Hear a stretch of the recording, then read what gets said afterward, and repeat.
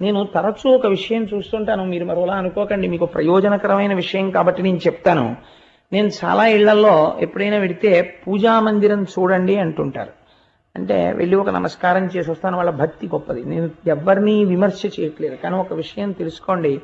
నేను తరచూ ఇళ్లలో చూస్తుంటాను, ఒక మెట్లు లాంటివి ఒకటో రెండో కడతారు.